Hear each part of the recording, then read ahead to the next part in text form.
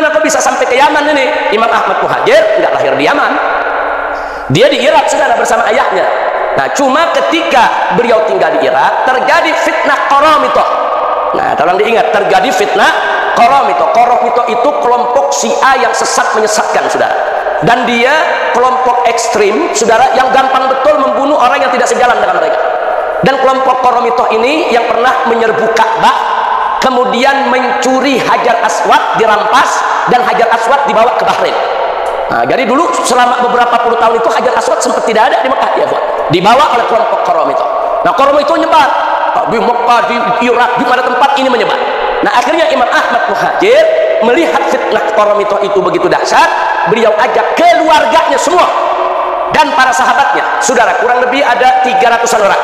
Itu rame-rame saudara dari Baghdad, mereka rame-rame ke Madinah, kemudian ke Mekah. Nah, pada saat perjalanan itu terjadi perampasan Ahmad Muhajir, yaitu ayah atau orang tua dari Imam Ubaidillah. Nah, kemudian saya melakukan kantor menjawab secara ilmiah dan saya buat slide-nya. Nah, bisa dilihat yang saya kasih tanda itu slide-nya, di situ kelihatan itu. Terakhir saya buat ini tanggal 6 bulan 7 tahun 2015 jam 10:16 menit. Artinya kalau di komputer kan tercatat tuh kapan kita khatamkan itu tulisan. Jadi dari tahun 2015 persoalan itu sudah kita bahas lengkap dengan kitab-kitab rujukan, dan ini sudah direkam dulu oleh FVI TV. Dulu masih ada Front Pembela Islam. Saya bahas ini hampir 3 jam, 2 jam lebih kita bahas panjang lebar, dan saat ini masih ada di YouTube. Kalau anda buka di YouTube, tulis saja Habib Rizik strip eksistensi habaib. Nah, itu di YouTube keluar, kita bisa dengarkan, masih ada. Nah, karena itu begitu kemarin keluar ada serangan kepada Imam Ubaidillah, saya enggan untuk menjawabnya karena hanya mengulangi, karena persoalannya nggak jauh berbeda, hampir sama. Sudah kemarin diserang bapaknya, sekarang diserang anaknya. Kenapa kemarin diserang bapaknya, sekarang diserang anaknya? Karena waktu mereka menyerang bapak gagal.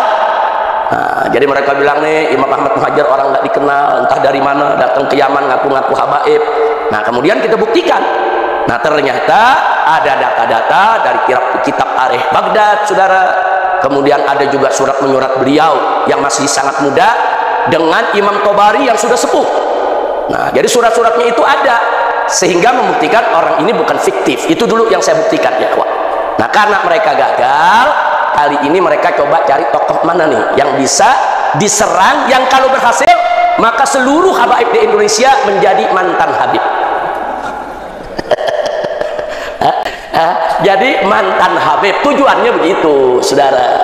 Nah, maka itu kemarin saya dorong saya punya menantu Habib Muhammad Hanif bin Abdurrahman Al-Abtas untuk menjawab dengan data-data yang saya sudah kumpulkan, ditambah dengan data-data baru yang dikumpulkan Habib Hanif, dan itu juga sudah dibuat rekaman. Hanya saja sebagaimana tadi yang disampaikan oleh Buya Qurtubi, saudara, semakin hari kelompok ini semakin kurang ajar, semakin adimul akhlak. Bukan qalil adab lagi, tapi adimul adab. Kalau qalil adab kurang ajar, ya, tapi kalau adimul adab nggak punya adab, ya, ikhwan. Nah, mudah-mudahan kita tidak ketularan seperti itu, amin ya rabbal alamin. Nah, karena mereka saya lihat sudah kelewatan, maka itu kemarin saya beri gelar buat mereka, begal nasab. Nah, kenapa begal nasab? Karena selama ini ada pihak-pihak yang menyerang nasab habaib, cuman nyerang saja, nggak mengakui, sampai di situ saja, saudara. Tapi kali ini lebih parah nih, udah menyerang nasab habaib, nggak ngakuin, dirinya ngaku sebagai habaib. Nah, parah udah, ya, ini penyakitnya lebih parah. Maka itu tadi saya bilang dengan istilah begal nasab. Baik, saya tidak ingin membahas lagi soal eksistensi habaib, tapi ada beberapa bagian yang saya mau garis bawahi. Nah, jadi perhatikan di sini saya sudah saya buka dulu ini PowerPoint yang pernah saya gunakan di tahun 2015 di pengajian Markas Syariat Petamburan. Nah, di sini baru dibuka saat itu, ya, kawan. Nah, di sini kita bisa lihat. Di sini waktu itu saya berikan judul, benarkah habaib Indonesia keturunan Rasulullah Shallallahu Alaihi Wasallam. Nah, di sini semuanya totalnya cukup banyak, ada 20 slide, tapi ada beberapa slide yang menarik. Mari kita lihat di halaman pertama saja, saya buka di sini. Kita lihat nasab Ali Ba'adawi. Nah, coba lihat nasab al-Ba'alawi. Paling atas Nabi kita Muhammad sallallahu alaihi wasallam. Beliau punya putri yang bernama Fatimatus Zahra. Fatimatus Zahra dengan Nabi sama-sama wafat tahun 11 Hijriyah. Kemudian Siti Fatimah punya anak, ada Al-Hasan, ada Al-Husain. Kalau Ba'alawi ini dari Al-Husain, bukan Al-Hasan. Nah, Al-Husain as-Sibt. As-Sibt itu saudara artinya cucu ya. Kalau cucu dari anak perempuan itu disebut sibtun. Kalau cucu dari anak laki-laki disebut hafidun. Nah, ini kan Sayyidina Husain ini cucu dari anak perempuan, yaitu cucu Nabi dari Fatimatus Zahra. Nah, Sayyidina Husain wafat tahun 61 Hijriah ketika terjadi tragedi Karbala. Nah, ternyata di padang Karbala ini ada beberapa anak Sayyidina Husain dan beberapa anak Sayyidina Hasan yang masih kecil selamat dari pembantaian. Jadi kalau ada yang bilang, oh mereka sudah mati semua, bohong. Nah, dulu ada yang nyerang begitu, turunan Nabi udah nggak ada, kata dia, karena Nabi nggak punya anak laki. Dibantah oleh para ulama. Nah, gagal, mereka tuduh begitu, mereka bilang iya turunan Nabi memang ada, tapi kan udah mati semua di padang Karbala. Dibantah lagi oleh para ahli sejarah. Nah, kemudian mereka mulai beralih menyerang yang lain. Jadi satu serangan gagal beralih ke yang lain, satu serangan gagal beralih kepada yang lain. Nah, kemudian mereka mulai menyerang siapa? Imam Ali Uraidi yang mereka serang. Kata mereka Imam Ali Uraidi itu bukan anak Ja'far Shadiq. Dibantah lagi oleh sejarah. Ternyata Imam Ali Uraidi namanya ada di kitab Jarh wa Ta'dil, ada di dalam kutubul hadis ya kawan, karena termasuk perawi hadis. Nah, kemudian mereka mulai serang Imam Ahmad Muhajir. Itu yang saya kasih tanda merah itu ya kawan. Diserang Imam Ahmad Muhajir. Nah, ini di tahun 2015 ini yang saya buat jawabannya untuk mereka ya kawan. Nah, jadi sekali lagi mari kita lihat dulu nasabnya dari Nabi ke Fatimatus Zahra, dari Fatimatus Zahra ke Al-Husain. Nah, anak Sayyidina Husain yang merupakan datuknya Ba'alawi adalah Al-Imam Ali Zainal Abidin. Sebetulnya namanya Ali Al-Ausat. Namanya Ali Al-Ausat. Sayyidina Ali itu anaknya ada tiga. Sayyidina Husain pada saat terjadi pada tragedi Karbala ada tiga anaknya bernama Ali. Nah, Ali Al-Akbar, Ali Al-Ausat, Ali Al-Asghar.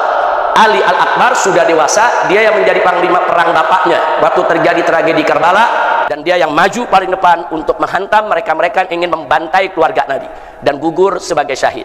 Sedangkan Ali Al-Ausat saat itu masih remaja, usianya diperkirakan sekitar 16-17 tahun, lagi sakit, demam, sakit keras, dan ada di kemah. Dia tidak bisa perang. Jangankan perang, berdiri saja dia tidak mampu. Dia dijaga oleh bibinya, oleh adiknya Sayyidina Husain yang bernama Sayyidah Zainab.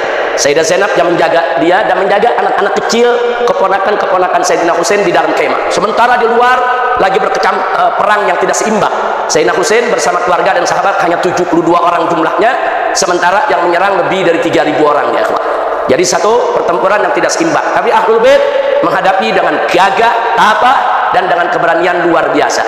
Kemudian Sayyidina Husain punya yang namanya Ali Al-Asghar, yang paling kecil, itu masih bayi. Usianya sekitar 6-7 bulan. Saudara, di dalam kemah dia kehabisan susu ibunya sudah tidak keluar, air sudah tidak ada. Sementara keluarga Nabi dikepung di padang Karbala, tidak boleh mendekati sungai. Nah, kemudian Sayyidina Husain dengan beberapa orang mencoba untuk menyelinap, saudara, sembunyi-sembunyi, berhasil mendekati sungai untuk memberikan si bayi ini air, saudara, karena ini anak udah kehausan. Nah, begitu sampai ke pinggiran sungai, tiba-tiba sebuah anak panah meluncur mengenai si bayi dan bayi meninggal dunia.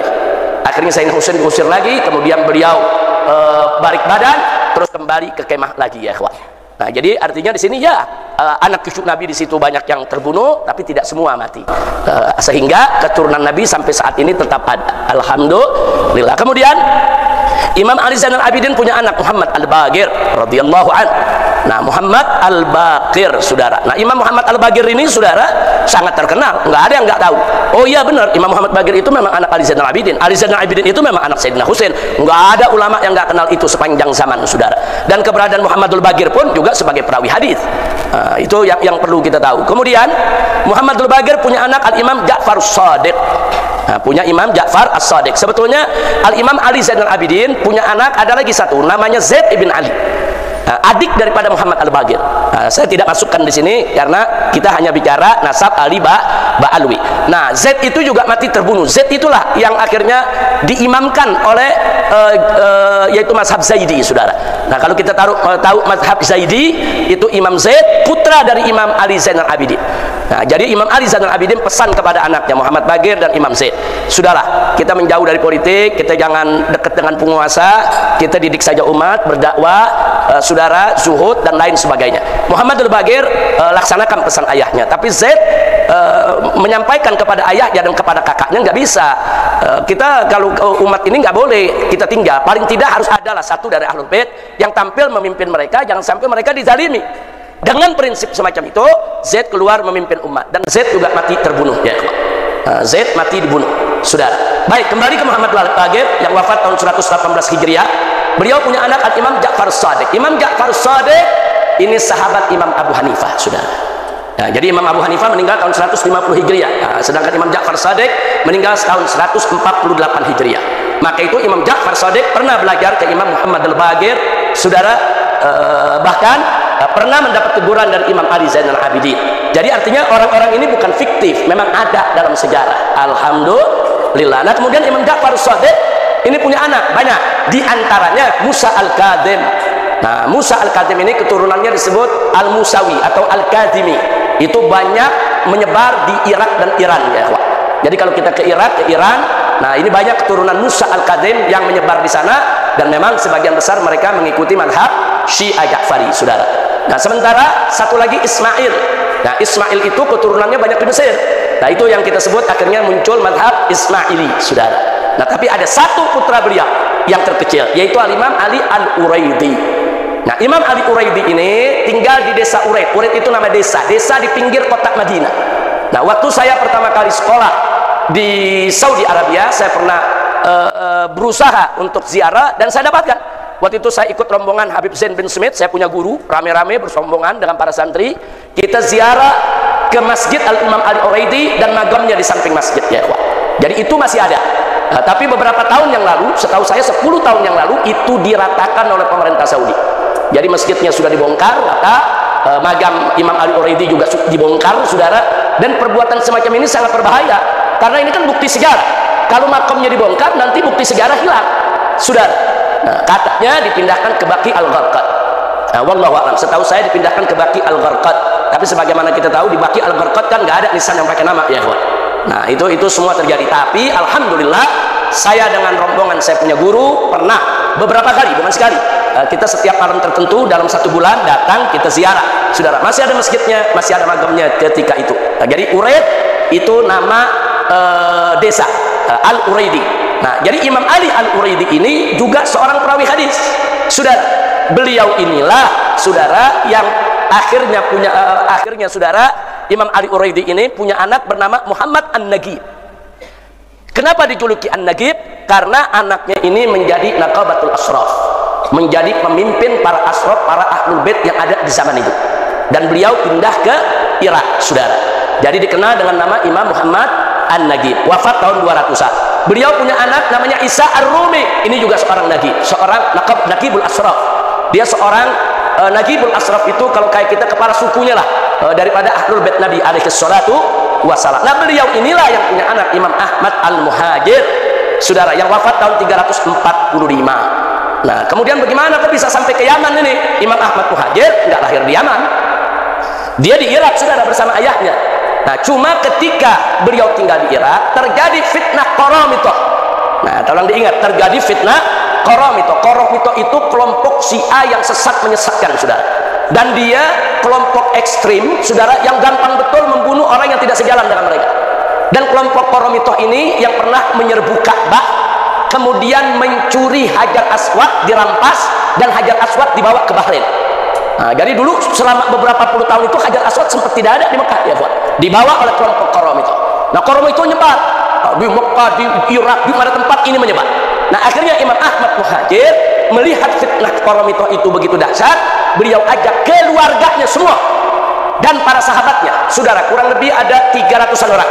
Itu rame-rame, saudara, dari Baghdad, mereka rame-rame ke Madinah, kemudian ke Mekah. Nah, pada saat perjalanan itu terjadi perampasan Hajar Aswad, yang akhirnya beliau lihat ini fitnah udah lewat batas, saudara, di mana-mana terjadi kekacauan, huru hara, saudara.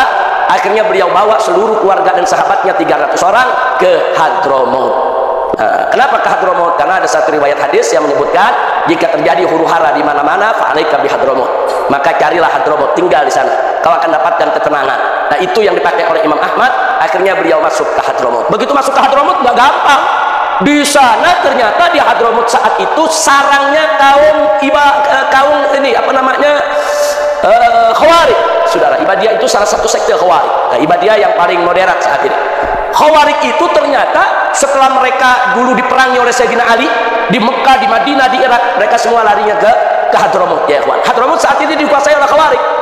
Jadi begitu mereka dengar ada Al-Husaini, Sayyid turunan Nabi datang ke Hadramut, mereka nggak terima. Disambutlah dengan perang, ya. Jadi artinya Imam Ahmad Muhajir dengan 300 pasukan berserbu sama 1000-an lebih pasukan Khawarij. Mereka mau dibunuh. Mereka bilang karena mereka ini Khawarij ini benci dengan keluarga Nabi, nggak suka dengan keluarga Nabi, apalagi dengan keturunan Sayyidina Ali, karena Sayyidina Ali dianggap membantai kelompok mereka, karena mereka kan berontak terhadap Sayyidina Ali, ya ikhwan. Nah, jadi karena mereka sudah benci dengan Sayyidina Ali, dengan turunannya pun benci, mereka kobarkan. Itu yang disebut perang Baharat. Jadi ada perang. Jadi kalau ada yang bilang Imam Ahmad Muhajir nggak ada, dia nggak ngerti sejarah, dia nggak tahu perjalanannya. Perang itu dicatat di Hadramut. Dulu ada perang ini, namanya kejadiannya di sini, yang berperang siapa. Nah, ketika itu ada ribuan Khawarij menyerang yaitu keluarga Nabi ini, saudara.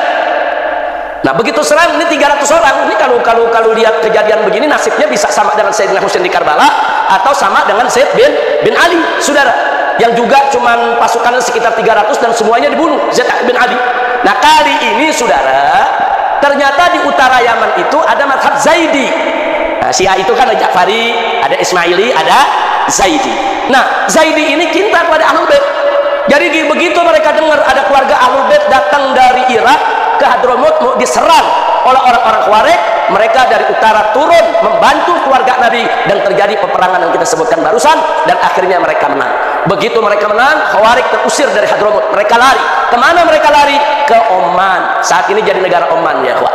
Negara Oman hari ini dari mulai sultannya sampai rakyatnya, saudara, itu mayoritas dipegang oleh Khawarij, tapi dari sekte yang moderat, sekte yang tidak lagi ekstrim, sekte yang tidak lagi mengkafir-kafirkan orang, yang disebut sekte Ibadiyah.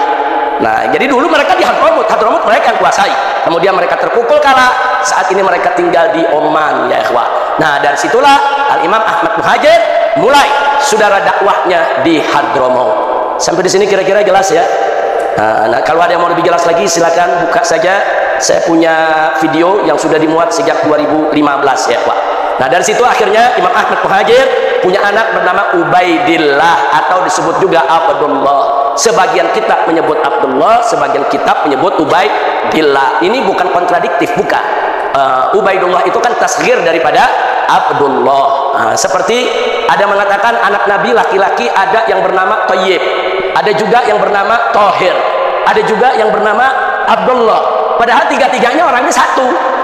Namanya Abdullah, julukannya At-Thayyib, At-Thahir. Jadi anak Nabi itu ada Qasim, ada Ibrahim, ada Abdullah, anak lakinya, saudara. Yang Abdullah ini julukannya At-Thayyib, At-Thahir. Nah, cuman karena orang baca di hadis yang satu bilang Thayyib, di hadis yang satu bilang Thahir, orang pikir anak laki-lakinya ada 5, ya ikhwan. Nah, padahal Abdullah, Thayyib, dan Thahir satu orang. Kira-kira jelas gak? Ini untuk memudahkan pemahaman. Jadi nggak usah kaget kalau ada kitab nasab yang bilang Abdullah, ada kitab nasab yang bilang Ubaidillah, saudara. Jangan kemudian dianggap oh ini tazwir, ini pemalsuan. Nggak gitu, saudara. Nah, baik, kalau dibilang pemalsuan repot, nanti hadis-hadis tentang anak Nabi palsu semua dong, gara-gara namanya beda-beda, ya ikhwan. Kira-kira jelas tidak? Jelas semua, ya. Baik, nah Ubaidillah ini punya anak yang bernama Alwi. Inilah Habib yang pertama dari keturunan Nabi yang dikasih nama Alawi. Sebelum itu nggak ada yang namanya Alawi, ya.